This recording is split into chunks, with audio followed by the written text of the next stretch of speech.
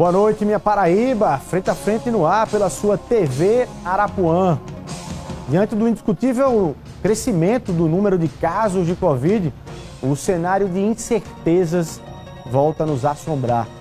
Autoridades públicas, gestores hospitalares, profissionais de saúde e cientistas voltam a ser exigidos em sua capacidade máxima para dar respostas a esse novo cenário.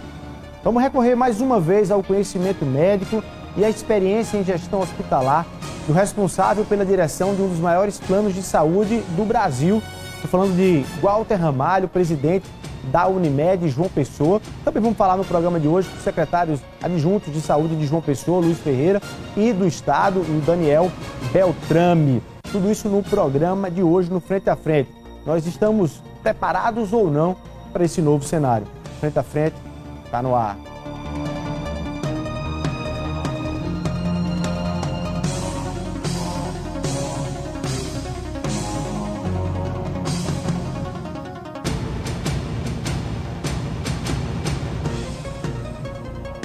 Boa noite, doutor Walter Ramalho, presidente da Unimed João Pessoa. Seja muito bem-vindo aqui mais uma vez ao Frente a Frente, em mais uma pauta de enfrentamento aí à Covid. Boa noite, seja bem-vindo. Boa noite, Luiz Torres, um prazer. Hoje é o aniversariante do dia, né? Então, parabéns, a gente está aproveitando para homenagear esse brilhante jornalista. Sempre me agrada muito voltar aqui. Obrigado. Vamos lá, para a gente começar a primeira pergunta, qual é o cenário? O cenário de hoje, Walter, lhe preocupa mais ou lhe deixa mais calmo, enfim, fazendo comparação pelos cenários que enfrentamos hoje? Por que é que nós devemos estar ou não mais ou menos preocupados com esse cenário de hoje? Vamos, assim, para a gente se posicionar, fazer um pequeno resumo, mas é rápido. Lembrando que em 2020, que nós assumimos em 28 de março, nós estávamos à beira da primeira onda, né? Na primeira onda Covid. E naquela ocasião, nós tivemos que nos estruturar, como dizia, no campo escuro, e assim tivemos uma assistência que ficou aí reconhecida por todos e conseguimos superar, mesmo num ambiente ainda de muito desconhecimento. Para e passo, a gente também tinha algumas dificuldades como financeiras no país, inclusive com reajustes congelados junto à ANS. Superamos. E aí no final do ano, próxima eleição, mais uma onda. E aí quando a gente virou de 2020 para 2021, esperávamos que ia ter um momento de acalmia, aí veio o pior momento, que foi a variante P1. Então, na primeira variante, aliás, no SARS-CoV-1, em sua primeira apresentação, nós começamos com uma média de internação de 28%, caímos para 18%, depois para 8%.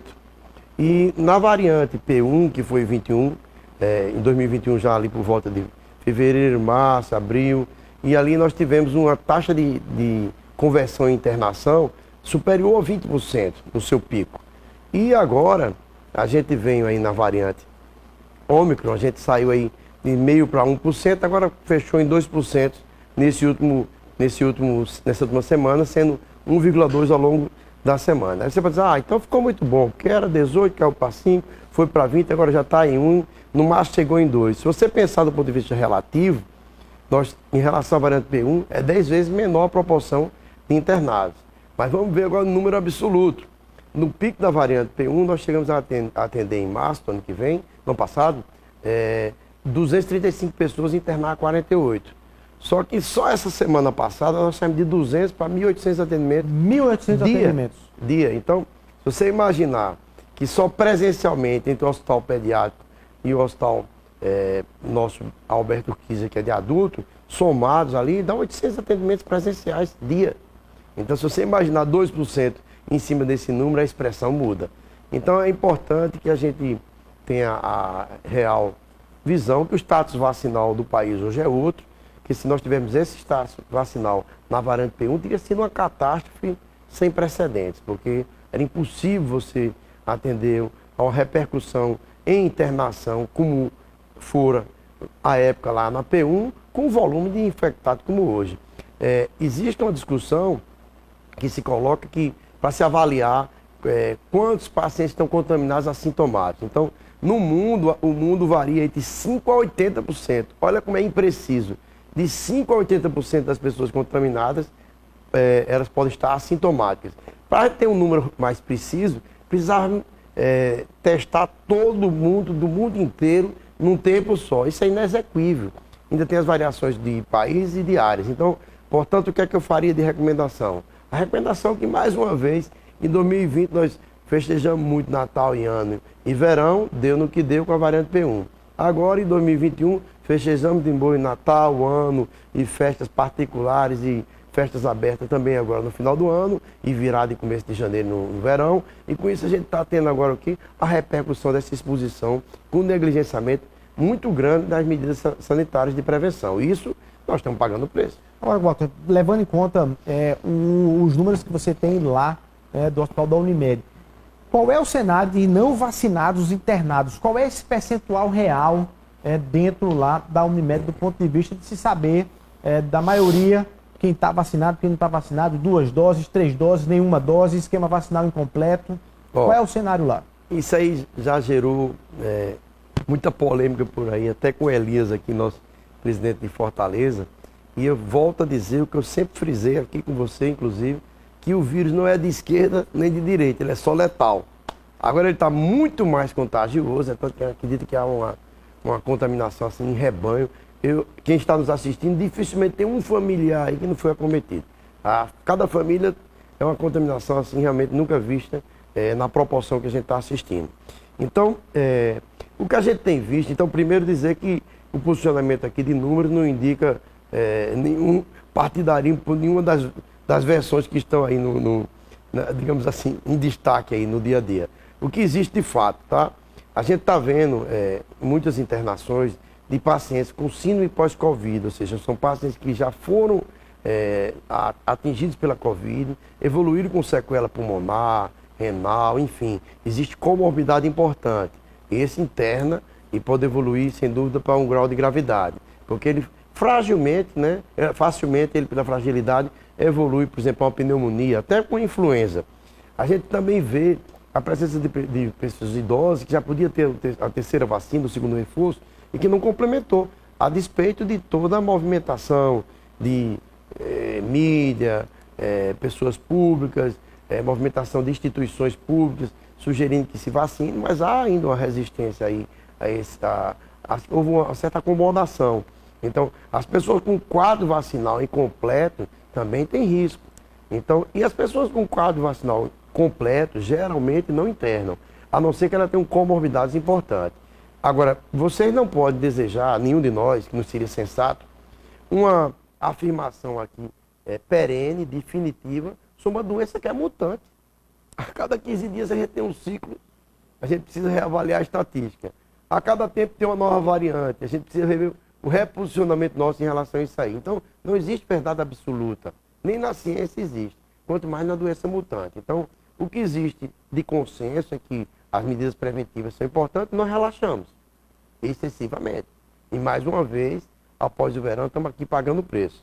E ao mesmo tempo, nós também lembramos a importância que no Brasil hoje mais de 80% das pessoas adultas acima de 18 anos estão com pelo menos 2 vacinas, uma dose e um reforço. Então isso já melhora, digamos assim, o estado vacinal nosso e faz com que a gente tenha uma certa redução da gravidade da doença, ou seja, a proteção contra a forma grave da doença que a vacina confere, inclusive de forma cruzada entre variantes. É parcial, mas confere. Walter, eu queria lhe perguntar naturalmente sobre os desafios da Unimed. Já vi você fazendo a discussão, inclusive, que esse estouro no número de casos, tanto na rede pública, quanto na rede privada, quanto na rede pública, certamente foi tão vertiginoso, tão rápido, que é difícil até de fazer aquele controle inicial, né, de virar a chave inicialmente. Mas antes eu queria saber, dá para dizer assim, a culpa desse cenário é dos não vacinados? Eu não faria essa afirmação não, que é muito difícil. Eu diria que a culpa está no relaxamento das medidas preventivas. Mas não havia uma promessa, aí para a gente falar para o nosso... Não havia uma promessa de que num ambiente, ou num país, ou num estado, ou numa cidade vacinada, né, ali passando ali da casa dos 60%, nós poderíamos voltar ao normal? Mais uma vez, a gente não tem aquelas afirmações, a gente tem muita tese, pontos, mas não pode afirmar com tanta robustez de consistência, né, de evidência, porque isso está sempre variado. Nós desenvolvemos vacina para a primeira forma de apresentação da Covid. Nós já estamos aqui na Omicron. Nós já passeamos aí um bocado para chegar até essa variante. há uma discussão sobre qual seria a capacidade de proteção frente a essas variantes da vacina que foi produzida lá atrás. Há muita discussão em que, como parte da vacina foi desenvolvida baseada na proteína spike, ela teria realmente uma vacinação cruzada entre variantes, mesmo que seja parcial, mas alguma proteção sim. Então, a gente atribuir a vacina, que eu posso assim, ter uma impressão de estar informando algo de consistência, é que o status vacinal interferiu na menor taxa de conversão de internação. Imaginem vocês, de 20% para 2%. É uma vantagem importante. Agora, essa variante é muito mais contagiosa. E aparentemente, vou dizer de novo, aparentemente, isso é hipotético, se aventa a perspectiva de que ela possa ter reduzido um pouco da sua virulência, da sua agressividade. Aí, essas informações, às vezes, são mal interpretadas e as pessoas acham que acabou. Aí vão se festejar aí sem proteção nenhuma e acham que agora encerrou. Aí a gente é surpreendido agora com o impacto violento de atendimento ambulatorial, de emergência e de exame diagnóstico. Os exames estão faltando no país. Graças a Deus, a Unimed se antecipou e foi extremamente cuidadosa e cautelosa com isso aqui. E nós estamos conseguindo manter, mas não tem sido fácil. E vejam vocês, eu tenho hoje a estatística que a gente abriu hoje, um novo drive-thru, que agora funciona lá no Aeroclube, uma parceria lá com o meu presidente, amigo Alberto Esquerdinha. E foi muito importante a gente ter estruturado isso. Só hoje lá no drive-thru, para vocês saberem, nós tivemos aqui 728 pessoas foram testadas hoje dentro da rede própria da Unimed, 550 só no Aeroclube. E a gente está mantendo uma taxa de positivação, de pacientes que se positivam, entre os que nos procuram, de 62%. 62% das 500 pessoas que foram testadas no Aeroclube hoje estiveram saindo de lá com o teste positivo. Então você imagina aí, como lá atrás, vamos fazer uma conta, no início, 20 pessoas infectavam, evoluíam com algum sintoma, não era assim? A gente está aqui com contaminação aí, ó, eu não tenho estatística, mas pela nossa expressão aí, no mínimo de 65% entre os que nós atendemos, 62%, 65%, tá? Então, de 100, são 65 pessoas. Imagine isso. E o contágio aumentando. E a gente está testando e checando. Então, essas pessoas também procuram. Nós temos de telesaúde, que nós estruturamos, só agora, no mês de janeiro, nós saímos em dezembro de 3.800 atendimentos para 24 mil agora, um aumento de 620%. Nós compramos insumos e estocamos por 9 meses, ou por 90 dias. Em 10 dias de janeiro, a gente consumiu o estoque de 90. Só que a gente se antecipou e comprou mais. Mas mesmo comprando, a questão não é mais comprar, agora é o cara honrar a entrega. Então, é prudente a gente voltar a discutir o cuidado que nós temos que ter na retomada das medidas preventivas para acalmar um pouquinho esse surto. E um detalhe, tivemos um surto inicial da H3N2, como teve em São Paulo. Mas dura um mês, internação de 2 dias, tá? Mas isso aí foi mais um fato de superposição de infecções que foi muito relevante. Além disso, alguns pacientes que se internam por uma fratura, por uma urgência, e você testa, está lá positivo. Então, a frequência que isso ocorre hoje é muito diferente das variantes anteriores. Eu ia lhe perguntar sobre, do ponto de vista de recomendação, de recomendação a ser feita a quem está nos acompanhando, por exemplo, aparece ali com alguns sintomas e tal. Você está recomendando que todo mundo que tem ali um sinal qualquer que vá fazer teste, ou não precisa disso, ou até quem está assintomático vai encher fila para fazer teste? Muito boa a sua colocação. Até um pedido que a gente faz é uma solicitação de forma solidária. Eu sempre disse aqui com você que essa é uma guerra de nós todos. A pandemia mexeu muito com o equilíbrio, a saúde mental das pessoas, há um excesso de patologias mentais, transtorno de ansiedade, depressão, transtorno obsessivo compulsivo. E eu vejo que a tolerância ela se perdeu. Vejam vocês, quem é culpado da pandemia? Quem foi que criou esse vírus? Como é que você se planeja para um impacto de um crescimento exponencial desse jeito? A gente vai se adaptando, então aí tem um pouquinho mais de tolerância. Com o serviço privado e público, a gente precisa ter um pouquinho de tolerância e entender que nós não estamos nas nossas condições normais de temperatura e pressão. A gente está sob um surto epidêmico dentro de uma pandemia. Então é natural que existe alguma adaptação. Saímos numa semana só de 200 para 1.800 atendimentos. Olha só, um aumento de dezembro para janeiro de 620% do atendimento por teleconsulta, por teleatendimento. Então, é um pouquinho de paciência que a gente está ajustando. Mas a telesaúde nossa, você já está agendando e atendendo no mesmo turno. E a gente quer que seja um time, um PA digital. Estamos avançando. Em testagem, testando uma média de 800 pacientes por dia, 62% positivo. Só na rede própria. Mas essas pessoas estão indo procurar porque elas estão todas com sintoma ou não? Com então, sintomas ou não? O correto é que você... que sintoma muita gente vai ter, mas entre o terceiro e sétimo dia do aparecimento de sintoma, aí você deve procurar testar. Não antes, porque isso você, quando não tem sintoma nenhum e procura, você vai acabar dificultando o acesso de quem precisa. Porque o número de testes no Brasil é finito e está em dificuldade. Talvez daqui a uns 30 dias haja digamos assim, uma normalização do abastecimento. Então é importante que você teste sim, tá? Entre o terceiro e o sétimo dia do sintoma, que é a janela imunológica, vai ter mais chance de dar um resultado positivo. Fora dele, ou sem sintoma, tem muita chance de ter um falso negativo. Você pode até estar assintomático com o vírus e dar um falso negativo. O importante é que a gente procure a janela. Agora, com sintomas, a sugestão que a gente dá é que procure os usuários da Unimed o nosso portal, e lá tem um acesso à telesaúde, você tem um atendimento, são hoje 2.000 atendimentos por dia, saiu de 1.800, já estamos em 2.000 Alguns atendimentos. usuários chegaram a reclamar de suspensão aí do telesaúde. Você acha que tem uma certa intolerância nesse momento, as pessoas estão todas assustadas de novo? Não, aí foi informação que foi distorcida. Nós fizemos o contrário, como falei para você aqui, nós saímos para 25.000 atendimentos, aumentamos 620%. Só que a gente integrou esse sistema, primarizou. Nós chamamos a responsabilidade para si, porque aí eu tenho o drive-thru, eu sei a estatística lá, sei quantos atendimentos tem, quantos positivaram. Aqui também no espaço vida, onde estão as pessoas. Lá no hospital também. Com isso eu imagino, eu faço uma avaliação, qual a perspectiva de atendimento também na porta do hospital e qual a perspectiva de conversão e internação para que eu disponibilize leito. Lembro a vocês que em 2021, durante a variante P1, que foi um desastre, não faltou leite para ninguém. Nunca faltou leite. A gente sempre correu atrás. Então, para isso, eu tenho que me antecipar para fazer uma série de ações dentro do hospital. Nós tínhamos 10 leitos separados para síndrome respiratória aguda, estamos 10 preenchidos hoje, nós já ampliamos. Então, eu preciso ter a testagem positiva começa a crescer. Essa informação vem. Eu faço um teleatendimento que me traz essa informação. Eu vejo o atendimento na porta, junto com o telesaúde, vejo a conversão.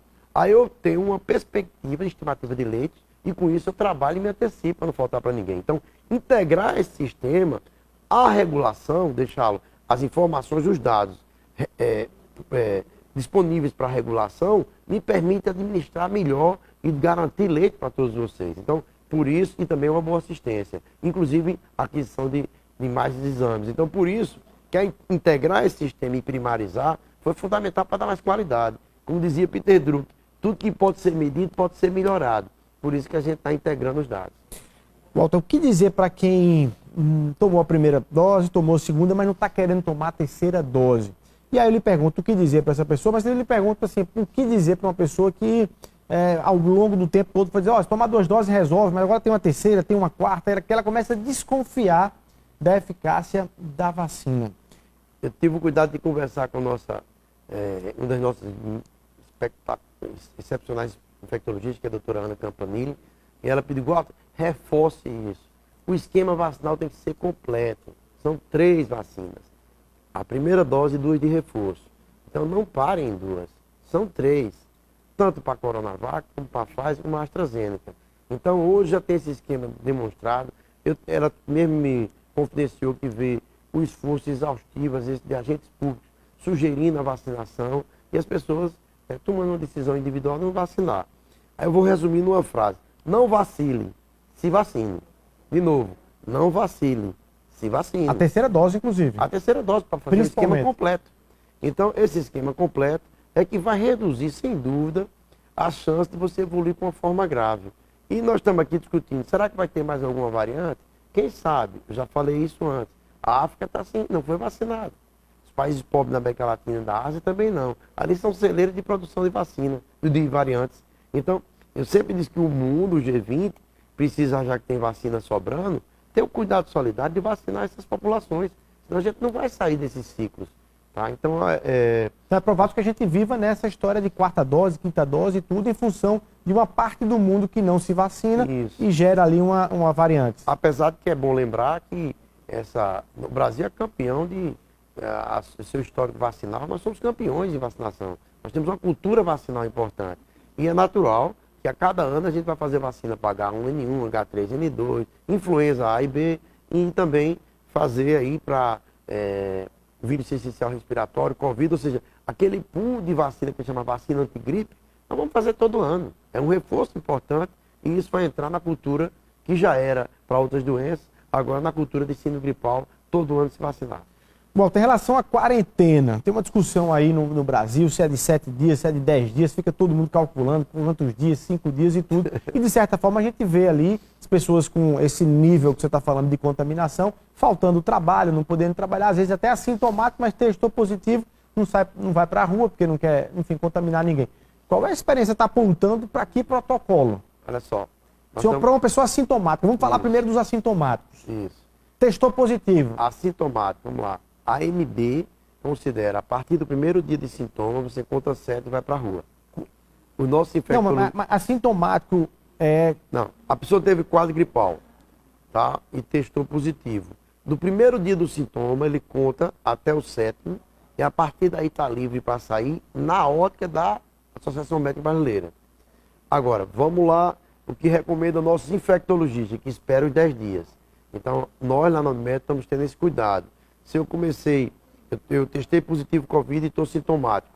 E aí, meu primeiro dia foi quarta-feira. Então, eu conto 10 dias contando a quarta-feira. E a partir daí, eu posso sair e não contamino mais ninguém. Nem precisa fazer exame depois para sair dos 10 dias, se tiver assintomático. Se tiver assintomático, vale a pena fazer o exame. Mas se tiver assintomático, não precisa. Porque até o vírus morto pode positivar um suado. Então, vamos ser consensuais. Os 10 dias é mais seguro, contando como o primeiro dia do sintoma. Então, se você positivou no 5º dia do sintoma, conta mais 5 e a partir daí, se tiver assintomático, pode sair. A gente tem acompanhado algumas pessoas que estão fazendo até 2 ou 3 exames nesse mesmo períodozinho aí.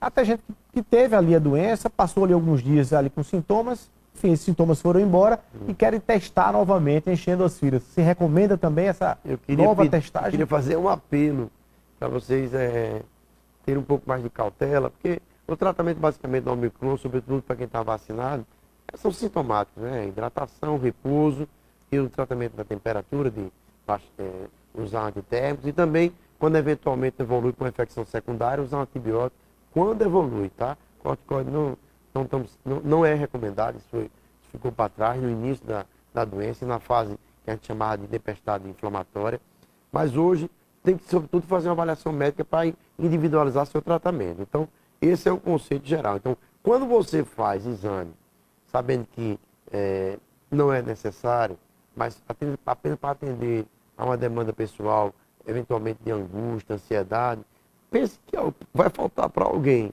Então, não é o convênio, o setor público deixando de oferecer. É a gente racionalizar, porque o desabastecimento é no Brasil inteiro. E há dificuldades, inclusive, em ambiente de laboratório. E por quê? Porque houve um pipoco de casos. Então, a recomendação é o seguinte, está com síndrome gripal, tá. Do 3º ao 7º dia, faça o teste. Positivou, conta os 10 dias e depois pode voltar. Agora, se tiver sintomático no 10º dia, é prudente reavaliar. Mas se tiver assintomático do 10º dia em diante, pode voltar a trabalhar. Tá. Você falou da necessidade, aliás, um dos itens que você usou para controlar esse movimento agora na verdade, retomar algumas medidas de controle da aglomeração. A gente está, Walter, eu queria até que você participasse junto comigo, a gente está conectado aqui com o secretário adjunto de saúde de João Pessoa, o médico Luiz Ferreira, que acompanhou, junto com a saúde de João Pessoa e também com a Secretaria de Saúde do Estado, os debates para os decretos que estão a serem publicados aqui em João Pessoa e na Paraíba com as novas medidas. O secretário Luiz Ferreira está aqui conosco, não é isso? Boa noite, secretário. Obrigado pela sua participação aqui no Frente a Frente. O que é que você pode nos dizer sobre o decreto aqui em João Pessoa? O que é que eles estão trazendo, o que é que o decreto está trazendo de restrições aqui para a capital? Boa noite, secretário. Boa noite, Luiz. Boa noite, doutor Gualta. Boa noite. Nós estamos hoje passamos o dia em discussão com o prefeito Cícero Lucena, com o governador também, João Azevedo. A gente tem a ideia de tentar montar um decreto que seja homogêneo, Estado e município.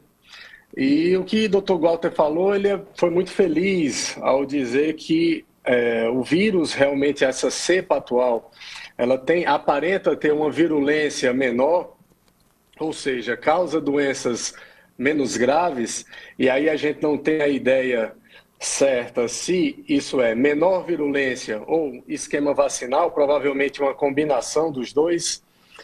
Mas a infectividade, ou seja, o contágio dessa cepa é uma coisa impressionante. Ela se espalhou no mundo numa velocidade muito superior às cepas anteriores.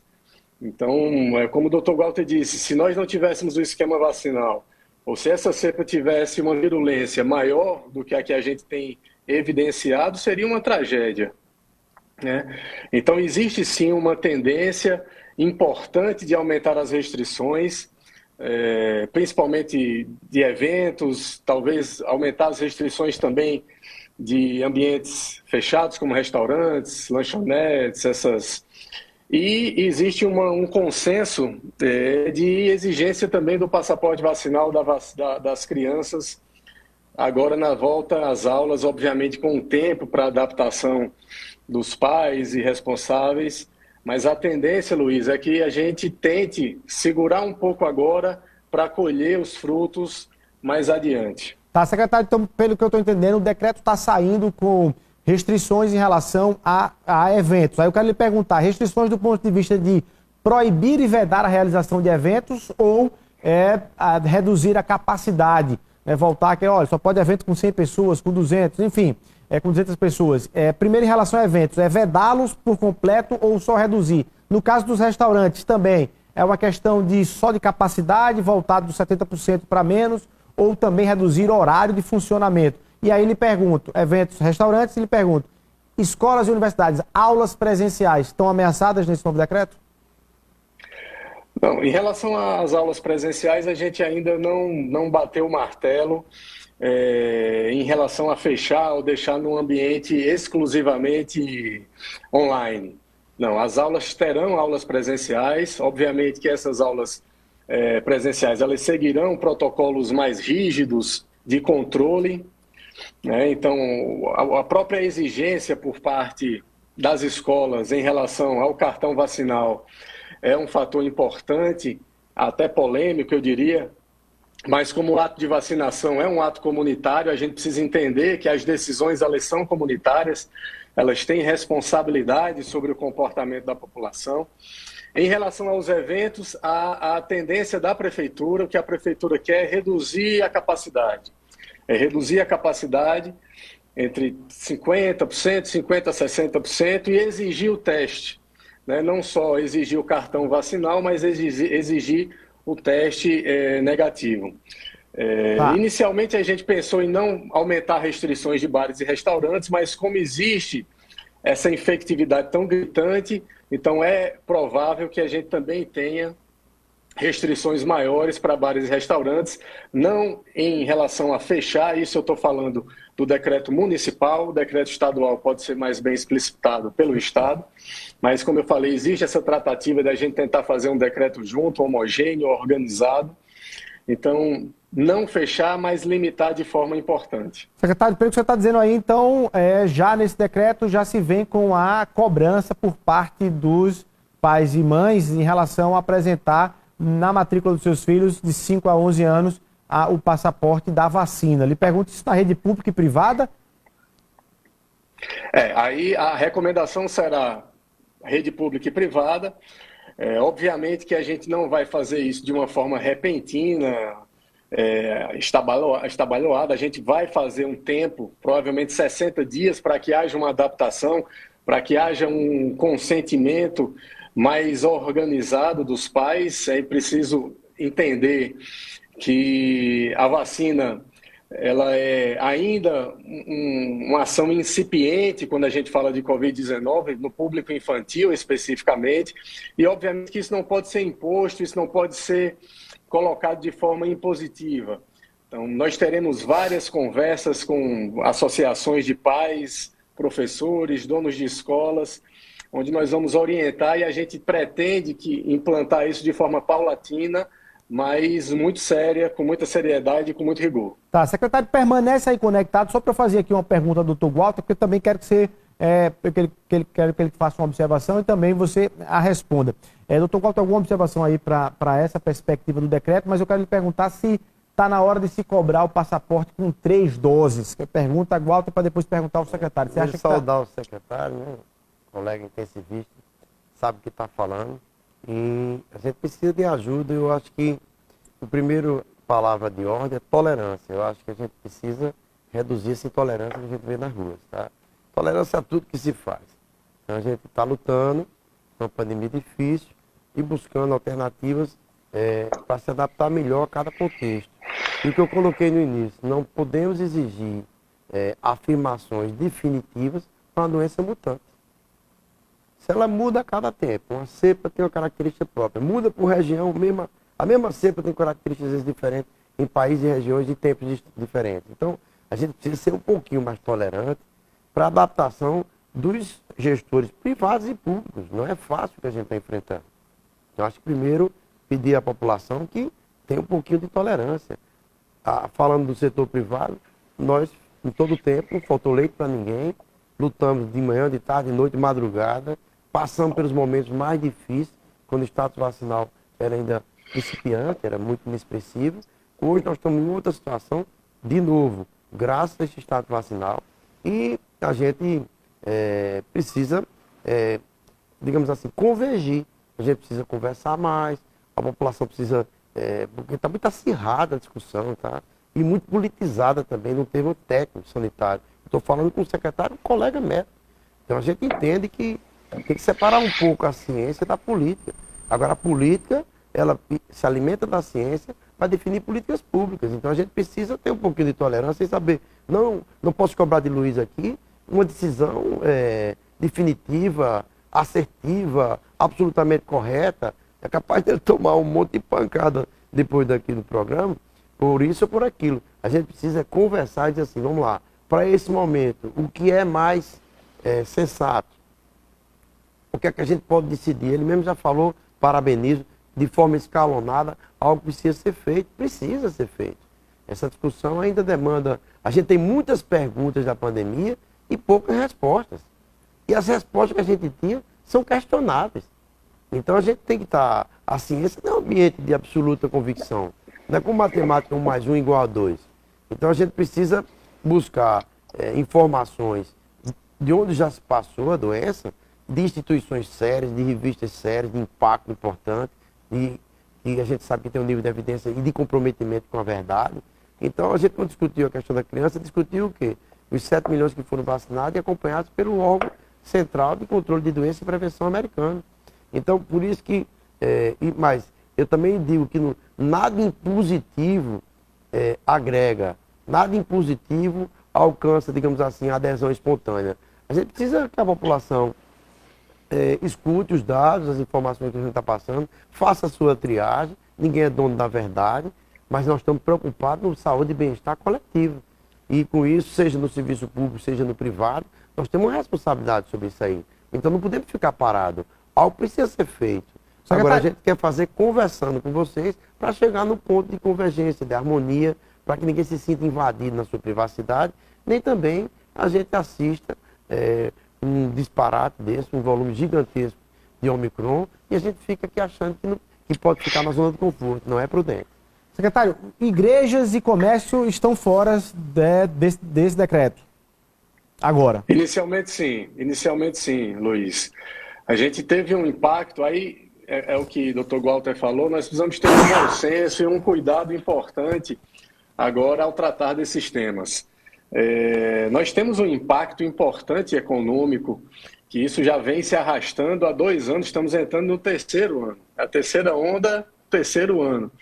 Então a gente precisa ter a lógica dessa vacinação em massa, dessa testagem em massa. O Dr. Walter falou em relação à grande importância que é em testar os pacientes sintomáticos apenas. no início do ano, agora no começo de janeiro, nós tivemos um grande aumento no número de síndromes gripais.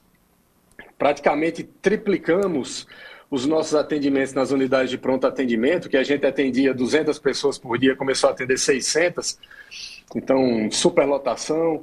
E nós iniciamos um processo de testagem em massa, justamente para entender qual a responsabilidade do Covid, qual a responsabilidade da Covid-19 nesse aumento do número de casos. E nós acompanhamos muito passo a passo a ascensão dessa curva. No início nós tínhamos 10% dos pacientes testados eram positivos, 15%, 20%, e agora a gente não consegue baixar da cifra de 50% já há alguns dias. Então, é importante que isso seja colocado, que o paciente assintomático, ele não entraria agora, imediatamente, nesse esquema de testagem em massa, justamente pelo fato de nós termos um quantitativo limitado de testes. Então, é importante que isso seja colocado. Em relação ao outro ponto, que são das medidas restritivas que você vem apontando, o perfil epidemiológico dessa cepa, ela tem uma característica que é muito similar, é muito singular, talvez essa seja a melhor palavra. Apesar de ter uma virulência baixa, uma infectividade muito alta, ou seja, contaminar muitas pessoas, você tem uma proporção menor de internações, mas se você tem uma proporção maior de infectados, você vai sobrecarregar a rede hospitalar da mesma forma. Então, existe essa discussão entre economia e saúde, elas andam juntas, ela anda junta, não tem como separar, mas o que é colocado é que a gente precisa implantar realmente de forma prudente essas restrições, e isso será feito, e a gente vai medindo. Esses decretos, obviamente, que eles são mutáveis, inicialmente eu até defendia um decreto mais rigoroso, mas a gente tem que entender que existem critérios outros, que não só o critério epidemiológico que é levado em consideração, mas nós temos uma tendência à conversação continuada e adaptando os decretos de acordo com as necessidades. Aí. Secretário, queria agradecer a sua participação. Volta a ter algum questionamento? Fazer um complemento aí. Eu acho que ele está muito prudente na fala e a gente precisa desse nível de conceito, ele está acessível à população. A gente está buscando adaptação a um contexto que é muito variável da doença que é mutante. Tá? E nós estamos vendo que mesmo a doença mutante, que é muito contagiosa, com baixa virulência, baixa agressividade, mas em pacientes com comorbidade ou com esquema vacinal incompleto, ela apresenta uma expressão diferente. Então, a gente realça a importância da vacinação completa, as 3 doses. Tá? E também os cuidados das medidas preventivas que a gente precisa tomar, e a gente precisa também, uma outra cautela importante que o Luiz falou, que é, a gente vem há 2 anos sacrificando a parte social, econômica, não é fácil, mas às vezes a gente toma uma atitude pontual de aglomerar muito, e isso impacta em muito mais pessoas. A gente precisa tomar uma atitude depois capilarizada, que impacte em mais pessoas. Aí eu tenho frequentado restaurantes e tenho visto a cautela que eles têm da retomada, de manter os cuidados sanitários. Eu tenho visto assim, um trabalho excepcional de avanço, de adaptação ao novo tempo, a forma com que você utiliza a proteção, enfim. Então eu vi um esforço muito grande para a retomada, porque são muitos empregos, né? Mas às vezes você toma em festas privadas, tá? Não é só festas privadas. E você vê que esse descontrole veio do relaxamento excessivo. A gente entrou numa zona de conforto, como aconteceu no ano passado, e o preço está aí. Então agora a gente precisa administrar melhor isso, e como bem falou o Luiz, a cada 15 dias revisar, a cada tempo revisar, a cada 2, 3 ciclos virais reposicionar, porque é uma adaptação a um contexto que é mutante. Então ideias fixas não funcionam para um contexto mutante dessa natureza. E a gente está aprendendo. Continuamos aprendendo, não tem nenhum dono da verdade. Mas nós estamos aqui fazendo, por exemplo, na Unimed, 800 testes por dia e dando 62% positivo. É o número que bate, inclusive, com o que o secretário apontou. Olha, ali com 62, a nossa situação é 62% de positivo, tá? E esse quadro 62 vem se mantendo. 58, 60, 62, 65, vem mantido.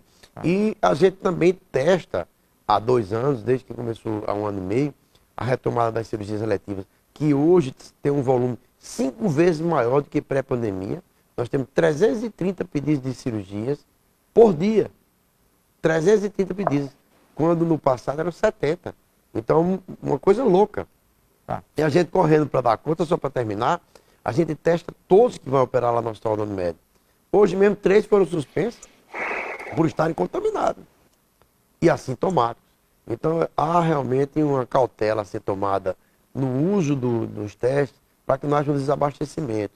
E eu peço mais uma vez encarecidamente à população que foi assistida por todos nós ao longo dessa pandemia, num esforço hercúleo, desgastante, extremamente cansativo, de uma contínua tensão. Você não tem noção do grau de pressão que todos nós, profissionais de saúde, e sobretudo também os gestores que estão na linha de frente, é uma pressão muito grande. Então, um pouquinho de tolerância, nós estamos nos adaptando e nós nem criamos o vírus, nem criamos as condições para eles serem replicados de uma forma tão, diria assim, quase irresponsável como a gente assistiu recentemente. Vamos ser prudentes, vamos ser serenos, vamos virar essa chave mais uma vez, mas é com a ajuda de todos, cada um contribuindo com o que pode dar. Tá. Deixa eu agradecer aí a participação do secretário. Obrigado, secretário. Desejo boa sorte aí nessa caminhada nesse combate. Muito obrigado. Eu só queria fazer um adendo em relação ao que o Dr. Walter falou. Ou nós temos, em relação ao esquema vacinal, nós temos aproximadamente 50 mil pessoas que tomaram a primeira dose e não tomaram a segunda. Então, nem a segunda dose ainda tomaram. Pior nós ainda. Nós estamos com um processo constante de busca ativa dessas pessoas, justamente para que não ocorra isso que ele está colocando, que é o relaxamento. O relaxamento, de uma forma generalizada, é o que nos leva a essas ondas que sobrecarregam a rede, sobrecarregam os profissionais, sobrecarregam a economia. Então, isso é um fator importante. Você que tomou sua primeira dose, complete o seu esquema vacinal, porque você vai estar protegendo a você, aos seus familiares e à população de uma forma geral. Tá aí, secretário adjunto de saúde de João Pessoa, Luiz Ferreira, muito obrigado pela sua participação e colaboração nesse debate aqui no Frente a Frente. Eu que agradeço. Um abraço. Ok, obrigado. Doutor Walter, pela fala do secretário, bate, inclusive, você disse que testou hoje 700 pessoas, 62% fizeram aí positivo. O secretário apontou ali que na prefeitura esse número já está chegando na casa dos 50%. 728 hoje. E mais de 60%, 62% positivado.